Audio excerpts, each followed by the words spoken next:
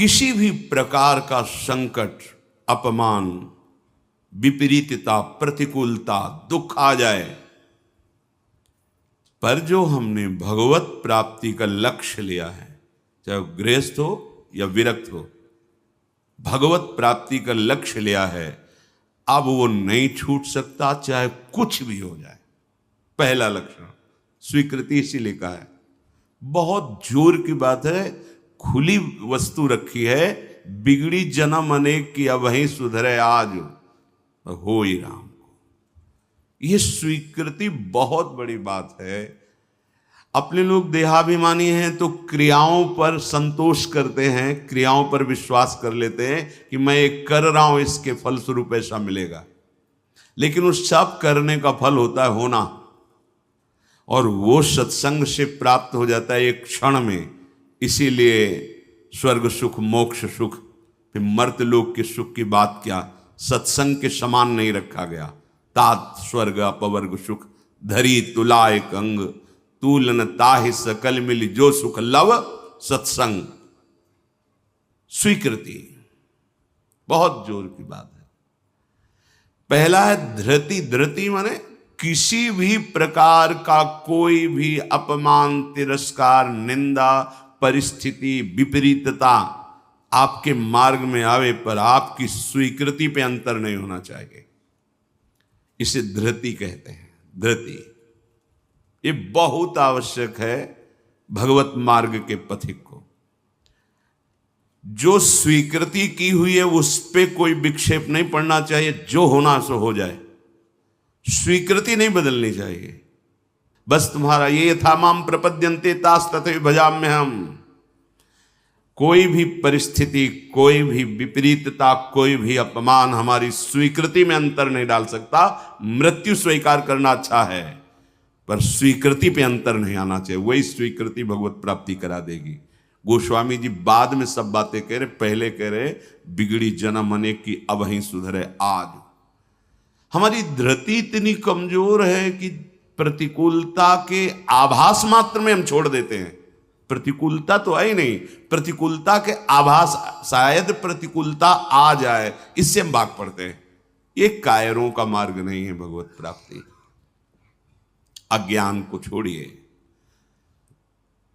क्या तुम प्रभु को छोड़ दोगे तो दुखों से बच जाओगे क्या? जो कछ लिखा लिलाट दुख सुख देह संग, भुगते गो जहां जाएगो या सिद्धांत अभंग।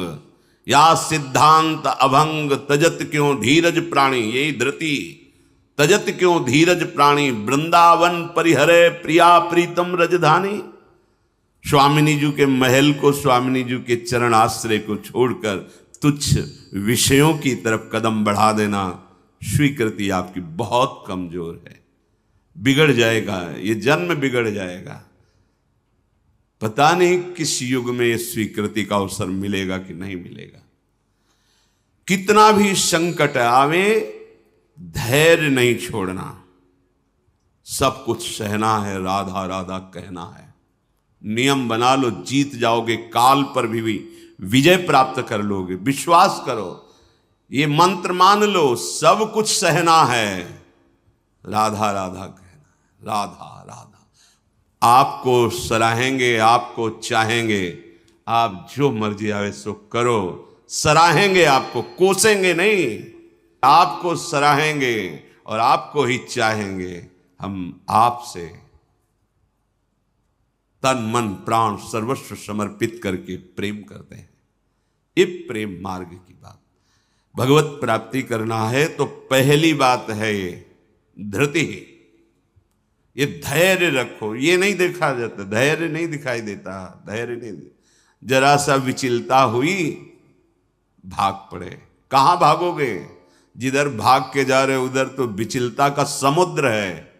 यहां तो विचलता तुम्हें अविचल स्थिति प्रदान करने के लिए है। यहां का भय तुम्हें निर्भय पद प्रदान करने के लिए है। और इस भय को स्वीकार करके भाग रहे हो तो महाभयावह प्रवाह है संसार का, बहते चले जाओगे। अभय होए जो तुम्हें डेराई। धृति, जो धृतिवान है लौकिक पारलौकिक सारी संपत्तियां उसके चरणों में झुकने लगती हैं। देख लो, शब्द पर ध्यान दो। जो धृतिवान है, धैर्यवान है, हर कष्ट सहता है, तो आगे जो मार्ग है बोले लौकिक और पारलौकिक सारी संपत्तियां उसके चरण चूमती हैं, क्योंकि वो धैर्यवान है। अगर धृति नहीं है तो परमार्थ का भेष भले हो, परमार्थ की स्थिति नहीं होगी। इसीलिए भगवान कपिल देव जी ने माता देवती जी से कहा, जो आसक्ति संसार के बंधन का कारण है, वही आसक्ति यदि महात्माओं के चरणों में हो जाए तो मोक्ष का खुला हुआ द्वार है। तो वो महात्मा कैसे होते? तो सबसे पहला शब्द था तितिक्षवहा, मतलब महान सहनशील होते हैं संत जन। तितिक्षवा या धृति, ऐसा धैर्य कि कोई भी विचलित ना कर सके, बहुत गंभीरता से, इसीलिए इसमें रुके हुए हैं। बहुत गंभीरता से पहला लक्षण है भगवत प्राप्ति का। जिसके अंदर ये 10 लक्षण आ गए तो भगवान प्रकाशित हो जाते हैं हृदय में, क्योंकि वही परम धर्म का स्वरूप है। भागवत धर्म में चलने वाले या कोई भी धर्म स्वीकार करें तो धृति जरूर आनी चाहिए। अगर धृति नहीं, आप पातिव्रत धर्म, एक पत्नी व्रत धर्म, जो जहां जिस धर्म में, तो उसको धैर्य धारण करना पड़ेगा। बिना धृति के धर्म का पालन नहीं होता। फिर ये तो परम धर्म, महाभागवत धर्म, प्रेम धर्म, इसमें तो कष्टों की परवाह करे तो योद्धा कैसा। अगर अनुकूलता, प्रशंसा, मान और सुख की चाह है तो परमार्थ का पथिक कैसा। अभी भ्रम में है वो। किसकी अनुकूलता? किसकी अनुकूलता? शरीर की। चाहे जितना अनुकूलता देते रहो, ये नष्ट होगा। इसकी अनुकूलता नहीं। श्री कृष्ण अनुकूल लें। श्री कृष्ण की अनुकूलता को देखो कि हमारे शरीर, मन, वाणी, चेष्टा प्रभु के अनुकूल हो। उसके लिए तुम धैर्यवान बनो। चाहे जितनी निंदा हो, अपमान हो, तिरस्कार हो, संकट आवे, विपत्ति आवे, परवाह नहीं। तो हर विपत्ति संपत्ति बन जाएगी। देख लेना, लिखा है कि जो धैर्यवान होकर परमार्थ में चलता है तो लौकिक और पारलौकिक सिद्धियां और सफलता उसके चरणों में आ जाती है। श्री राधा किंकरीणाम लुठति चरण यो रद्भुता सिद्ध कोटि, करोड़ों प्रकार के वैभव सिद्धियां उसके चरण दास्ता में आ जाती, हाथ जोड़े खड़ी रहती हैं जब सेवा की आज्ञा हो। दूसरी बात है, दूसरा लक्षण है क्षमा। अपने साथ कोई बुराई कर रहा है, भगवत प्राप्ति करनी तो संसारिक आदमी इन बातों को समझ भी नहीं सकता, क्योंकि उसका उद्देश्य अंतःकरण धर्म में अहम ममत्व स्थापित करके भोगों को भोगना और उसी में सुखी होना है। अभी अज्ञान है, वो नहीं समझ रहा। ये परमार्थ के पथिक की बात है। क्षमा, ये इसलिए बोला, वो सामने वाला हमको ऐसा बोलता है, हम चुप रहेंगे। कैसे चुप रह सकते हैं? सामने वाला कौन है? अगर तुम संसारी हो तो संसार है, और परमार्थिक हो तो तुम्हारा आराध्य देव है।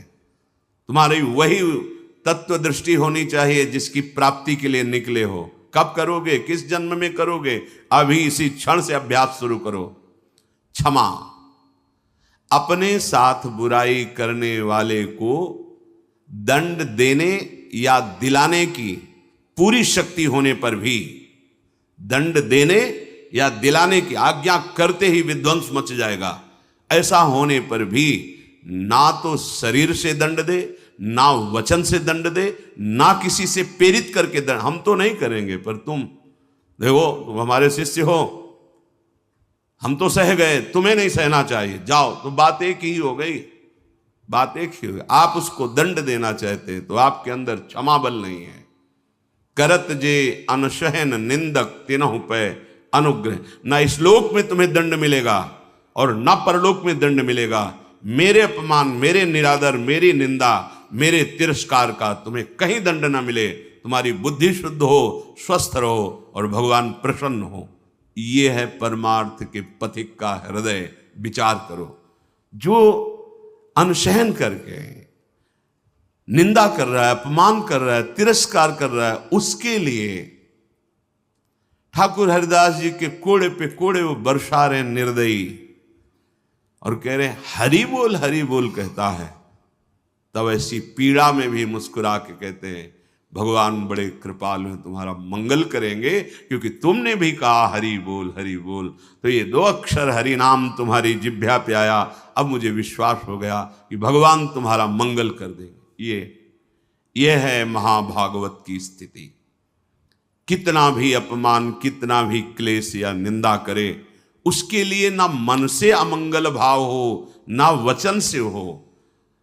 देखो पूरी शक्ति है, पर ऐसे महापुरुष हुए हैं कि अगर वो संकल्प कर ले तो क्या ना हो जाए। इतना उनके पास भजन बल है, तप बल है।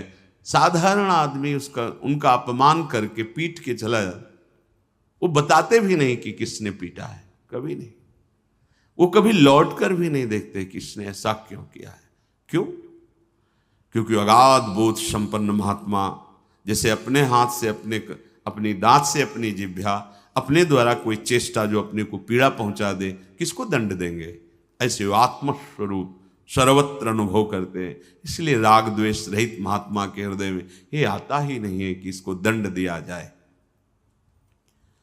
अपने साथ बुराई करने वाले को दंड देने दिलाने की पूरी शक्ति रहने पर भी उसको दंड देने या दिलाने की भावना मन में भी ना आए और उसके हर अपराध को सहकर यथोचित चेष्टा करे कि उसको सुख पहुंचे, उसे भगवत साक्षात्कार होता है, उसे क्षमा कहते हैं। श्रीपाद प्रबोधानंद जी ने कहा नीचापमानम शुद्धा। नीच शब्द इसलिए कि आप उससे महान हैं, आप उस पर शासन कर सकते हैं, आप उसको दंड दे सकते हैं, पर उसके द्वारा किए हुए अपमान को सह गए। कैसे? अमृत मान करके। अमृत नीचा अपमान, जब कोई गाली दे, निंदा करे, अपमान करे, तब ये बात आवे भगवान इसका मंगल करे। ये भक्त हृदय होता है। अनुकूलता में तो सबको आशीर्वाद देने के लिए तैयार हो जाएगा। प्रतिकूल परिस्थिति में भगवत भाव युक्त हृदय होकर कोई अमंगल सोच भी उसके लिए ना करना, ये होता है।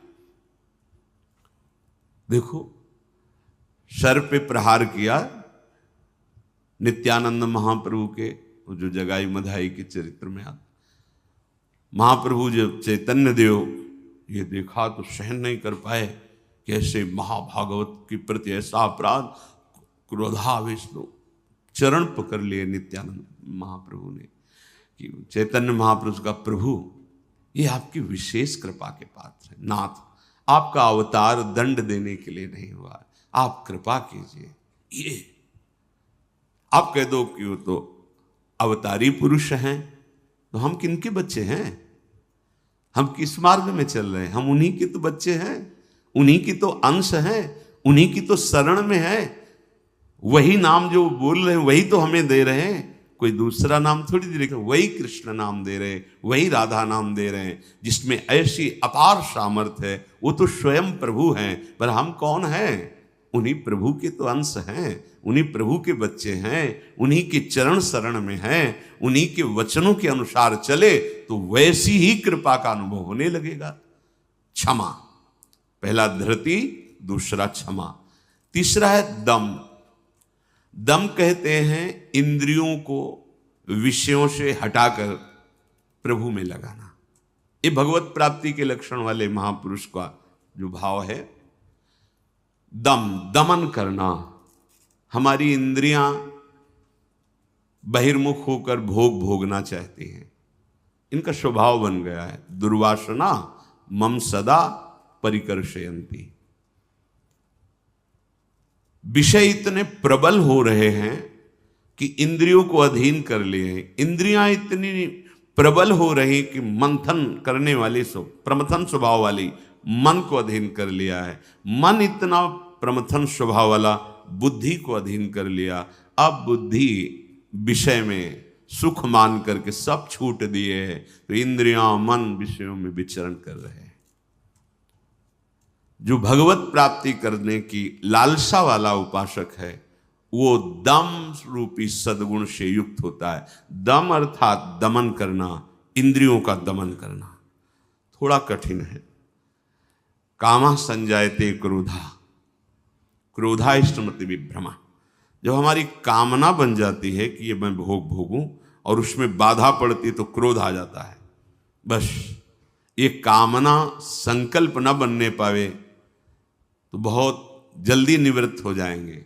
संकल्प बनने का समय हम देते हैं।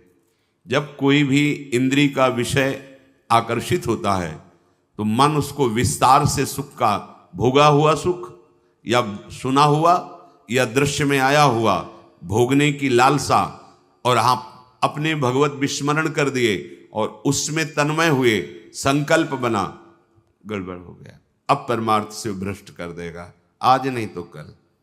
क्रिया बने ना बने भ्रष्ट कर देगा। संकल्प ही न बनने पाए। संकल्प बनने की छूट कब देते हैं? जिस समय हम ये भूल जाते हैं कि हमारा लक्ष्य भगवत प्राप्ति है। हम भोगों में सुख बुद्धि करके भगवान से विमुख वृत्ति के द्वारा संकल्प बना लेते हैं धैर्य से। जब हमको ये पता है कि इन भोगों में सुख नहीं, सुख तो सुख सिंधु प्रभु के नाम रूप में है, तो संकल्प कैसे बन गया?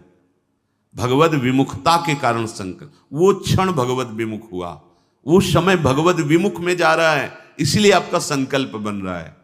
अगर नाम जप कर रहे हैं आप और आपका लक्ष्य है कि मुझे प्रभु के चरणारविंद की प्राप्ति करनी, तो आप इंद्रियों का दमन स्वाभाविक कर लेंगे। बहुत सरलता सहजता से इंद्रियों का दमन हो जाता है। हमारी स्वीकृति ठीक नहीं है, इसलिए जैसे एक दिन एकांतिक में चर्चा हुई थी, आप वैष्णव हैं, आप भगवत दासत्व के चिन्हों से युक्त हैं, आप भगवत प्राप्ति का मार्ग स्वीकार किए हो, चाहे गृहस्थ हो चाहे विरक्त। अब आपके सामने मांस परोसा जाए, आप खाएंगे? बिल्कुल ना, अंदर से ना बाहर से चेष्टा ही नहीं होगी। क्यों? क्योंकि आपकी स्वीकृति नहीं है। ठीक है, मदिरा ना अंदर से ना बाहर से स्फुरण ही नहीं होगा उसको पाने का। क्यों? आपके अंदर स्वीकृति ही नहीं। लेकिन बेविचार, मैथुन, गंदी बात, क्या आपकी ऐसी स्वीकृति है जैसे मदिरा और मांस के प्रति है तो उसी पंक्ति में, पर आपने इसके लिए स्वीकृति छोड़ दी, आपने इसकी गुंजाइश रख ली। अब आप गिर जाएंगे, आपकी इंद्रियां आपको गिरा देंगी। दूसरे की जरूरत नहीं, आपका मन ही आपको परेशान कर देगा, भ्रष्ट कर देगा। क्या आपकी ऐसी स्वीकृति है? और है तो आप बोलो, आपके सामने मांस परोसा जाए, मदिरा रखी जाए, तो क्या अंदर से स्फुरण होगा? स्फुरण ही नहीं होगा। आप देख लो ना, स्फुरण ही नहीं होगा और आपकी भौं चढ़ जाएगी। आपको पता नहीं आप ये क्या, या तो उठ के चल देंगे, बिल्कुल संभाषण भी नहीं करेंगे। ऐसा ही जो शास्त्र विरुद्ध आचरण है, सबके प्रति क्यों नहीं हो रहा? जो हमारे शास्त्रों में भगवत प्राप्ति के विरुद्ध आचरण बताए गए, आप उनको एक लाइन में ही बताया गया है। आप उन शब्दों में दो को तो मान लिए, त्याज्य, स्वीकृति ही नहीं उनके प्रति कि हम वैष्णव हैं, भगवत दास हैं। तो फिर व्यभिचार, मैथुन, ये गंदी चेष्टाएं, इसको उस पंक्ति में क्यों आप स्वीकृति में रख लिए? आपने स्वीकृति की है, और यदि आपकी स्वीकृति वैसे है तो आप बोलो कैसे हो सकता है? वो दो बातें जो बोली कैसे आप स्वीकार नहीं कर सकते? प्रार्थना करने पर, एकांत में मिलने पर भी आप उन वस्तुओं का सेवन नहीं करेंगे क्योंकि आपकी स्वीकृति नहीं। ऐसे ही स्वीकृति आपकी भगवत प्राप्ति की है तो उसमें बाधक है, फिर आप उस बाधक क्रिया को, बाधक चेष्टा को एकांत में क्यों करते हैं? अपना नाश क्यों करते हैं? ये इंद्रियां और मन मिलकर आपको स्वरूप विस्मृति के गर्त में डालती जा रही। जितना भोगों में सुख का अनुभव करोगे, उतने ही आत्मस्वरूप की विस्मृति के गर्त में चले जाओगे। भगवत विस्मृति। कामा संजायते क्रोधा, क्रोधा स्मृति विभ्रमा, स्मृति भ्रंशात बुद्धिनाशो, बुद्धिनाशात प्रणश्यति। भगवत प्राप्ति के लिए दमन करना सीखे इंद्रियों का। श्री हरिवंश नाम बल लहों, अपने मन भाई सब कहों, रहों शरण हरिवंश की। भगवत शरणागति और नाम जप दमन कर सकते हो इंद्रियों का। संकल्प बन जाएगा तो फिर बहुत मुश्किल पड़ेगा, क्योंकि क्रोध प्रकट हो जाएगा। जिस इंद्री के संयोग सुख में आप तन्मय हो रहे हो, उस इंद्री सुख में बाधा पड़ेगी तो आपके अंदर राक्षसी भाव जागृत हो जाएगा। आप कुछ भी कर सकते हो, उस समय मन आपको अपने अधीन किए, आप राक्षसी बुद्धि से युक्त हो जाओगे। बहुत सावधान। दम, पहले ही हमारा निश्चय है भगवत प्राप्ति, हम प्रभु से मिलने के लिए चले, तो जो प्रभु के भाव में डूबे हुए महापुरुष जनों ने निषेध किया, ये नहीं, उसको बिल्कुल वैसे ही देखो जैसे और निषेध पदार्थ हैं। दम शब्द से है इंद्रियों का निग्रह, पर इंद्रियों का निग्रह होता है मन के द्वारा, और मन इंद्री दोनों मिल मना खष्टान इंद्रियाणि प्रकृति स्थान कर सेती, तो बची बुद्धि। अब बुद्धि शुद्ध हो तो मन पर अंकुश लगावे, लगाम खींचे, तो इंद्रिय रूपी घोड़े सहज मार्ग में आ जाएं। सहज मार्ग है भगवत मार्ग, विषम मार्ग है संसार मार्ग। बहुत सावधान। और बुद्धि तभी शुद्ध रहेगी जब हर क्षण प्रभु का स्मरण करेगी। भगवान से वियोग प्राप्त हुई बुद्धि, वियोग माने भगवान से विलग हुई बुद्धि शासन नहीं कर सकती मन और इंद्रियों पर, और भगवान से योग को प्राप्त हुई बुद्धि इनको अपने शासन में रखेगी। तो बुद्धि योग कैसे बने? तो तेसाम सतत युक्तानाम भजताम प्रीति पूर्वकम तो ददामि बुद्धि योगम तम येन माम उपयांति ते। श्री भगवान के वचन। अगर तुम सतत भजन कर रहे हो तो बुद्धि भगवान से युक्त हो जाएगी, भगवान में तन्मय हो जाएगी, इतनी सामर्थ्यशाली हो जाएगी, जहां चाहेगी वहीं रथ को खड़ा कर देगी। लगाम है मन, घोड़े हैं इंद्री, शरीर है रथ, बैठा है जीवात्मा और हाँक रहा है सारथी बुद्धि। ईश भजन सारथी सुजाना, अपने आराध्य देव का सतत भजन मानो सुजान सारथी मिल गया है। अब मन रूपी लगाम को शासन में, तो घोड़े अपने आप सही मार्ग में। इंद्रियों का दमन अर्थात मन का निग्रह, अर्थात बुद्धि का परमात्मा में निरंतर जुड़े रहना। निश्चय में भजन होना चाहिए, बुद्धि कार्य निश्चय, भजन न छूटे। जीत गए आप तीसरे गुण दम को प्राप्त हो गए। चौथा अस्तेय, चोरी का स्वभाव ना होना। मन से, वाणी से, शरीर से किसी भी प्रकार की चोरी ना करना। फूल लेने जा रहे हैं प्रभु, जनक जी के यहां निमंत्रण में आए हैं, विश्वामित्र जी को आमंत्रित किया गया है। फूल केवल है, कोई और वस्तु नहीं है। पर आप देख लीजिए उस प्रसंग में प्रभु मालियों से पूछते हैं, क्या मैं अपने गुरु सेवा के लिए कुछ पुष्प ले सकता हूं? स्वीकृति दी। हमारा स्वभाव बिगड़ गया है, बहुत सावधानी की जरूरत है। सोचते हैं कि हम चोरी करके दूसरे का धन, दूसरे का सुखी हो जाएंगे, कभी नहीं होगे। अधर्माचरण करने वाला कभी, आपको थोड़ी देर हर्ष होगा, हर्ष शोक में परिणित हो जाएगा, शोक भयानक दुख पैदा कर देगा। बहुत सावधान, सिद्धांत को समझो और भगवत मार्ग में चले हो तो ऐसा होना ही नहीं चाहिए किसी भी तरह से। और ये वस्तु बहुत अच्छी लग रही है, लेकिन नहीं, आज जो हमारी व्यवस्था कर रहा है कल व्यवस्था, हम व्यवस्था के लिए भगवत मार्ग में आए क्या? हम तो भगवत आनंद के लिए आए हैं। शरीर और मन प्राण उनको समर्पित है, वो जाने। किसी भी तरह की मन से, वाणी से, शरीर से चोरी नहीं होनी चाहिए। दूसरे की बात हम सुनी तो सुन करके उसे अनुभव उतारे, सुन के उसको दूसरों को बोलकर प्रभावित कर लेना, यह भी चोरी हो गई। महापुरुषों की बात, अमुक संत ने अमुक बात कही है, हम सब मिलकर उस पर चले भगवदानंद का अनुभव करने के लिए।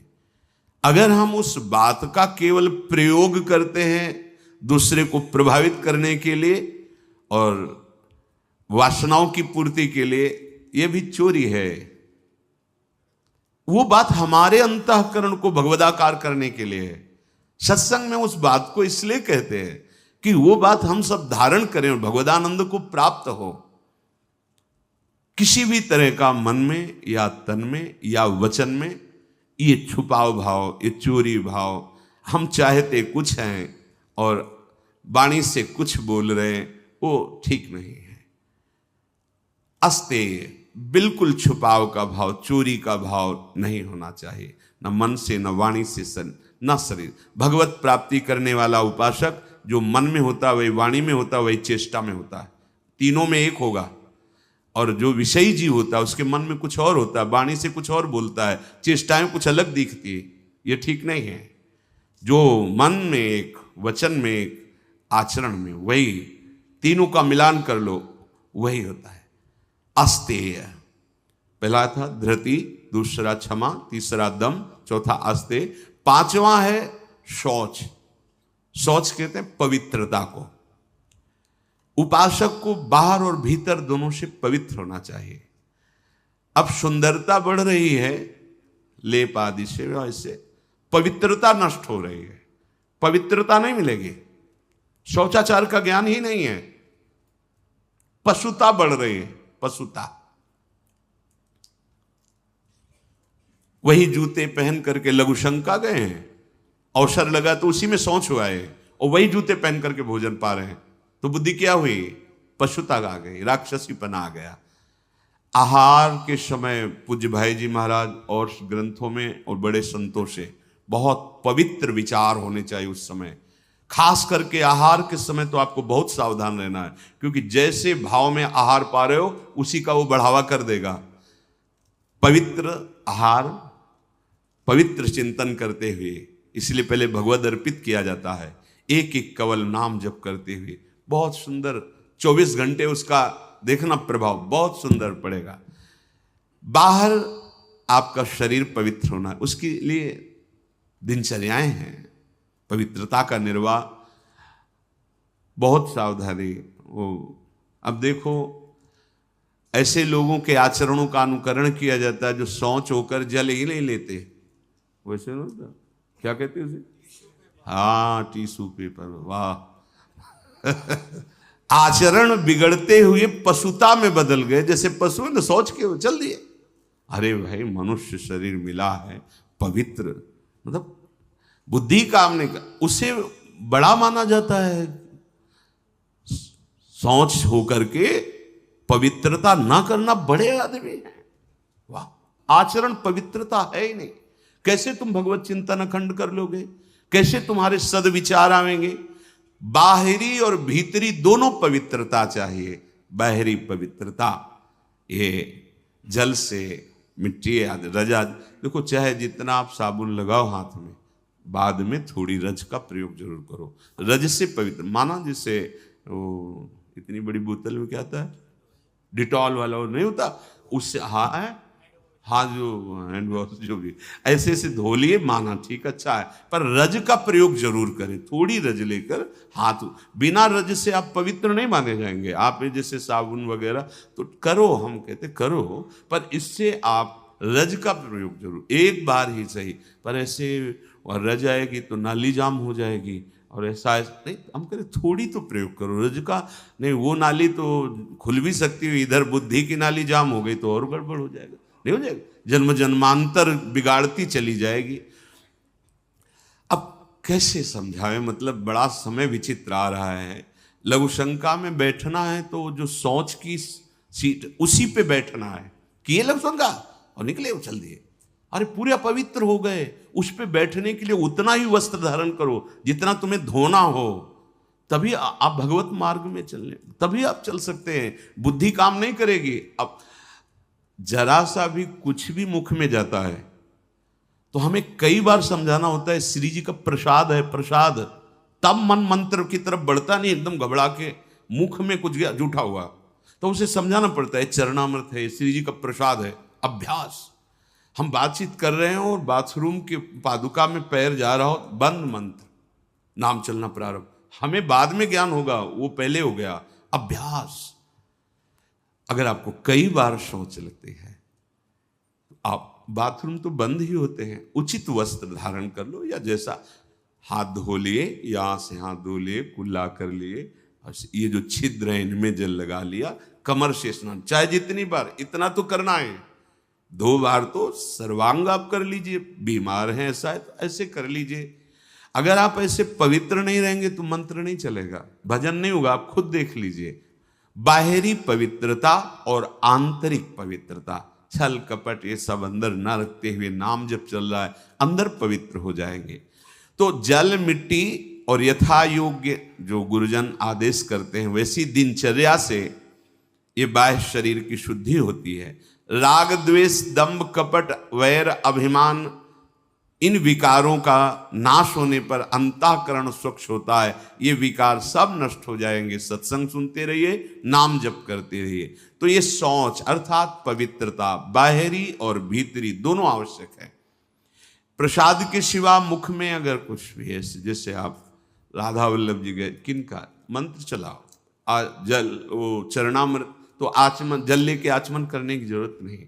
अन्यथा आप जैसे फिर तो अच्छे से कुल्ला करो, आचमन करो, फिर आप मंत्र जप करो। हर समय पवित्र। लघुशंका पहले बराबर कमंडल में जल रखते थे, अब तो कहीं जाना आना ही नहीं तो कमंडल पास रहेगा, उसमें छोटा सा गिलास। अपनी दिनचर्या में आप भगवत प्राप्ति के मार्ग में चले हैं और आप ऐसे ही मनमानी, ऐसा नहीं। हम गुरुजनों को, बड़े महापुरुषों को देखा, पवित्रता का निर्वाह, पवित्रता का निर्वाह नहीं तो फिर सेवा या सुमिरन दोनों में विक्षेप पड़ने लगेगा।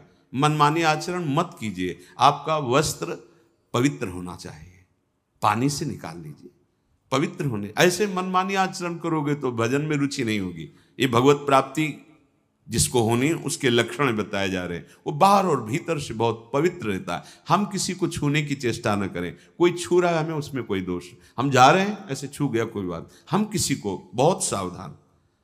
हमारे अंदर मंत्र चल रहा है, हमारे अंदर भजन चल रहा है। अब वो उसकी दिनचर्या क्या है, वो कैसे पवित्रता का निर्वाह करता है। तो अगर वो हमसे ऐसे धक्का लगे तो हम उस अपने को नहीं मान, हम अपनी तरफ से चेष्टा नहीं करते। बिल्कुल भगवत मार्ग में जो भगवत प्राप्ति के लिए बहुत सावधानी की, पवित्रता की आवश्यकता है। फिर है छठा, शब्द स्पर्श रूप रस गंध, इनका ऐसा प्रभाव है कि खींच लेते हैं।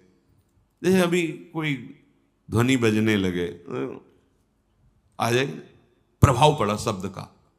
अभी कोई चीख दे, ऐसे शब्द का प्रभाव पड़ा ना, ऐसे रूप का प्रभाव पड़ता है, ऐसे रस का प्रभाव पड़ता है, गंध का प्रभाव पड़ता है, स्पर्श का प्रभाव पड़ता है। इसी प्रभाव को जीत ले जो, बस ये बात समझे।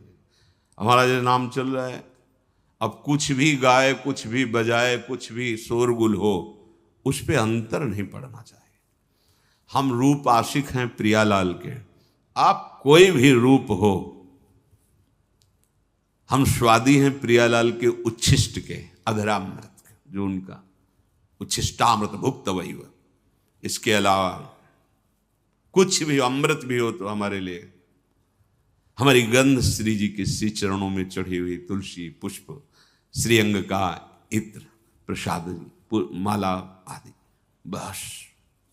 इससे क्या होगा, शब्द स्पर्श रूप रस गंध पर आप विजय प्राप्त कर लेंगे। सनकादि के लिए जैसे आता है कि शब्द स्पर्श रूप रस गंध पर विजय प्राप्त किए हुए महापुरुष के भी घ्राणेन्द्री में जब प्रभु श्री हरि के श्री चरणों की तुलसी की गंध गई तो प्रेम विकल हो गए, ऐसा था। ये जो हमारी इंद्रियां स्पर्श सुख में, देह सुख, स्पर्श सुख में, रूप में, रस में, गंध में, शब्द में हमें भगवत प्राप्ति करनी, इसका हमें परिवर्तन करना होगा। हमें जहां भागवतिक शब्द श्रवणेन्द्रिय में पड़े तो नाच पड़ना चाहिए, प्रापंचिक शब्द तो उदासीन हो जाना चाहिए। भगवत भाव से सबके चरणों में प्रणाम, मेरे प्रभु सब इन रूपों में समाये हुए, ठीक है। ऐसे कोई रूप, और वास्तविक जब आप इतने महान रूप के प्रेमी भाव में चल रहे हैं तो कोई रूप आकर्षण नहीं कर सकता, नहीं कर सकता, है ही नहीं। देवलोक भूलोक रसातल सुनि कवि कुल मत डरिए, सहज माधुरी अंग अंग की कई का सो पट तरिए। कौन सा रूप, कोई भी रूप ऐसा लें कि चित्त में क्षोभ पैदा कर दे। कई बार विनोद में कहा है कि जैसे मकान में आग लग जाए तो कैसा दिखाई देता है, ऐसे ही जो रूप आशिक प्रभु के होते हैं, कहीं भी कोई भी रूप बहुत सुंदर वो नहीं। जितना सौंदर्य यहां से ब्रह्मलोक तक है, हमारे प्रभु के सौंदर्य सिंधु के बिंदु के एक सीकर से है। कोटि काम मूर्छित हो जाए ऐसे तो लालजू महाराज हैं। एक काम पूरे त्रिभुवन में तांडव मचाए हुए है। करोड़ काम जिनकी मंद मुस्कान से मूर्छित हो जाए, वैसी जो लालजू की रूप लावण्य महिमा है, वो लालजू हमारी लाडली जू, निर्तन भ्रकुटी, बदन अंबुज मृदु, सरस हास, मधु बोलन तो अति आसक्त लाल। अब ऐसे रूप के आशिक, ऐसे रूप की चाह करने वाले किसी रूप में वो प्रभावित हो जाएंगे। ये जो छठवां है इंद्रिय निग्रह, अर्थात शब्द स्पर्श रूप रस गंध, ये जो इंद्रिय के ज्ञानेन्द्रिय के 5 विषय हैं, इन किसी विषयों को भी भगवद विमुख होकर स्वीकार न करें। प्रभु से अर्पित है। जैसे विशेष विशेष गंध हैं, पर अगर प्रभु को अर्पित नहीं तो हमारी ज्ञानेन्द्रिय उसे वो आ रही, पर उसका महत्व तो नहीं है। और प्रभु में अर्पित है, हमारी प्रियाजू के श्री चरणों में चढ़ा हुआ है, ये पुष्प है, ये इत्र है, ये माला उनके श्रीअंग, अहो भाग्य, बार बार वो जीत जाएगा। फिर उसके घ्राणेन्द्रिय को लुभायमान नहीं कर सकता। श्रवणेन्द्रिय यदि प्रभु के जस को सुनने के लिए बावरों सो रस में फिरे, खोजत नेह की बात, तो विश्व का कोई भी शब्द उसे आकर्षित नहीं कर पाएगा। और रसेंद्रिय यदि प्रभु का केवल उच्छिष्ट भोगती है, वाकेंद्रिय केवल प्रभु के जस में है, आप जीत गए शब्द स्पर्श रूप रस गंध। बहुत सुंदर बात है, हम यहीं फंस जाते हैं। देखो, एकांत में आप कौन सा शब्द सुनते हैं? बिल्कुल खुली बात है, सभा में तो हम गान कर रहे हैं, लेकिन एकांत में कौन शब्द आपको प्रिय है? अगर एकांत में आपको नाटक, नौटंकी, नाना प्रकार के प्रापंचिक विषय सुनने और देखने में रुचि है, तो अभी आप इंद्रिय निग्रह नहीं कर पा रहे हैं। अभी आप भगवत दर्शन की लालसा वाले उपासक नहीं हैं। समझिए, आपका लक्ष्य भगवत प्राप्ति है। आप अपने मन को समेट कर इंद्रियों सहित भगवान के चरणों में समर्पित करने की तैयारी कर लिए। आप कुछ नहीं, अब तो विश्वम्भर भगवान को समर्पित कर दो। पूरा विश्व वो देखे, आप उनको देखो, आप उनके चरणों का चिंतन करो। ये जो भगवत प्राप्ति के लक्षण की बात है, ये जन साधारण नहीं समझ सकते, इसलिए सावधान करके कह रहे हैं। आपका लक्ष्य बन गया भगवत प्राप्ति, तो आप ऐसे शब्द न सुने जो आपके मन को खींच ले, ऐसे रूप को न देखें जो रूप राशि के दर्शन के लिए हृदय लालायित करना चाहते हैं हमारे मन को, हमारी इंद्रियों। ऐसा कोई रस, ऐसे कोई घ्राणेन्द्रिय का विषय, ऐसा कोई स्पर्श जो आपको भ्रष्ट कर दे अपने मार्ग से, सावधान। पर जो भगवत प्राप्ति की लालसा वाला होता है, वो शब्द स्पर्श रूप रस गंध इस पर विजय प्राप्त किए होता है या विजय प्राप्त करना चाहता है। 7वां धी है। धी अर्थात बुद्धि। आपका आहार सात्विक होगा, संग सात्विक होगा, शास्त्र सात्विक होंगे, वार्ता सात्विक होगी, तो आपकी बुद्धि भी सात्विक हो जाएगी। जो रोज सत्संग सुनता है, सत शास्त्रों का अध्ययन करता है और प्रभु का नाम जप करता है और विचारवान है, विचारवान, वो बुद्धि भगवत प्राप्ति के योग्य हो जाती है। ध्यान दीजिए, जो रोज सत्संग सुनता है, सत शास्त्रों का स्वाध्याय करता है, भगवत भजन अर्थात नाम जप करता है और विचारवान है, कोई भी चेष्टा, कोई भी क्रिया बिना विचारे नहीं, विचार बिना विचारे जे करें चे पाछे पछताएं। हमें विचार करना है। ये जो हम सोच रहे हैं, जो हम करने जा रहे हैं, शास्त्र सम्मत है? नहीं, तो फिर नहीं। जिसमें निरंतर प्रभु में मन लगाने के सहयोग हो, ऐसा बुद्धि निश्चय करने वाली, वो भगवत प्राप्ति की योग्य हो जाती है। हमें वही सुनना है, वही देखना है, वही बोलना है, वही चेष्टा करनी, जिससे हमारा भजन बढ़े, भजन सुरक्षित रहे, भजन पच जाए। ये सारा क्षेत्र बुद्धि का है। बुद्धि में विवेक है, वो बढ़ाएगी भजन, बचाएगी और पचा लेगी। जैसे भजन का भी अपच होता है, मैं इतना इतना, तो आगे दिखाएगी, देखो वो महापुरुष इतना भजन, इतने दैन्य, धिक्कार है हमारे जीवन को, अभी उतना तो है नहीं, आम ऊपर से आ रहा है, वो दबाती रहेगी, तो भजन पचता रहेगा। कौन सी बुद्धि? जो रोज सत्संग सुनती है, शास्त्र स्वाध्याय, नाम जप और विचारवान है, ऐसी बुद्धि भगवत प्राप्ति की योग्य हो, अर्थात निश्चय। अगर बुद्धि विषयों में लगी हुई है, धन संपत्ति मान को श्रेष्ठ मानती है, तो ये निश्चय ही नहीं कर पाएगी कि परमात्मा प्राप्ति करना है। भोगेश्वर प्रसक्ता नाम तया प्रहत चेतसाम व्यवसायत्मिका बुद्धि समाधौ न विधीयते। 8वां है विद्या। जैसे प्रश्न आता है कि जब भजन मार्ग में चलना है तो पढ़ना लिखना सब व्यर्थ ही है, क्यों पढ़े लिखे? क्योंकि आजकल ऐसी विद्या पढ़ाई जाती है, ऐसी पढ़ाई जाती है। हम उस विषय पे नहीं जाते, हम ये जाते हैं कि यदि आपको अक्षर मात्रा इनका सब ज्ञान नहीं है, तो आपको हो सकता है कि सत्संग सबके सौभाग्य में तो नहीं है ना, तो आप ऐसे गीता पुरुष या बहुत जगह से महापुरुषों की वाणियां हैं, अगर आपको अक्षर मात्रा का ज्ञान नहीं तो आप कैसे पढ़ पाएंगे? अगर आपको ये लौकिक विद्या जो काखा गगा है, इसमें ब्रह्म विराजमान है। कई बार ये वार्ता हुई कि जैसे भगवान कण कण में विराजमान है, ऐसे हर अक्षर में विराजमान है। आ ब्रह्म का स्वरूप माना गया है। का, खा, गा, घा, आ निकलता है ना, ज्ञा तक निकलता है। आप जो विद्या पढ़ रहे हैं साक्षात ब्रह्म स्वरूप है। जो आप जानकारी ले रहे हैं, उस सृष्टि की जो ले रहे हैं, वो ब्रह्म स्वरूप है।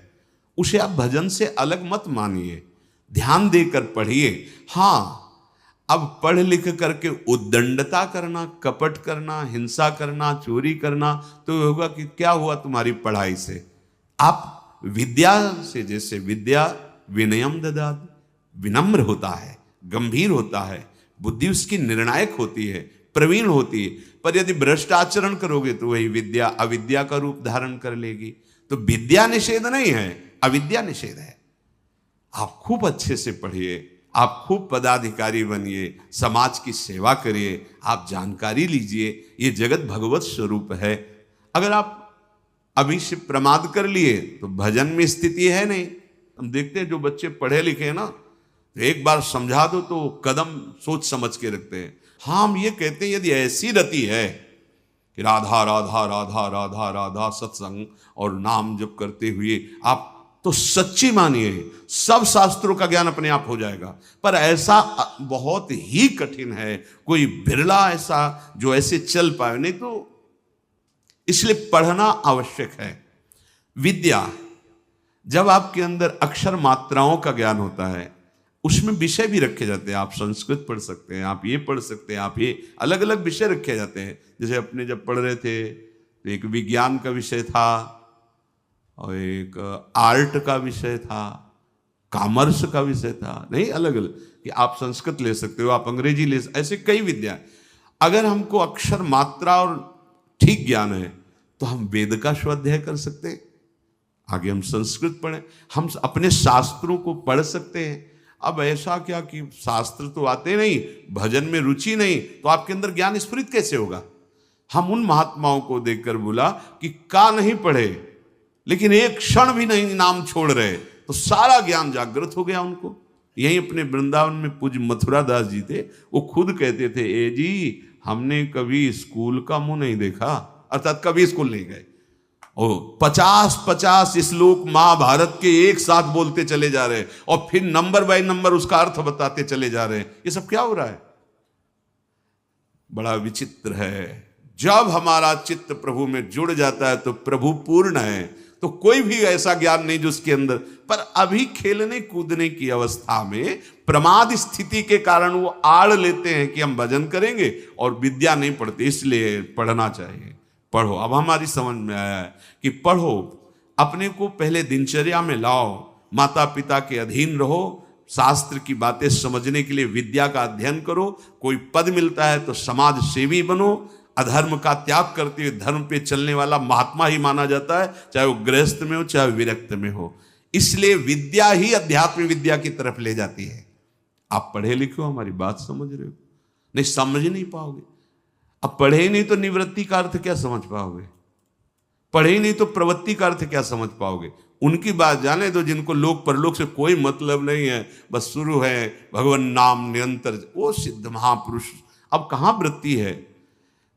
स्कूल जाने की रुचि नहीं, विद्या पढ़ने की रुचि नहीं, मोबाइल के पूरे इंजीनियर हैं छोटे छोटे बच्चे।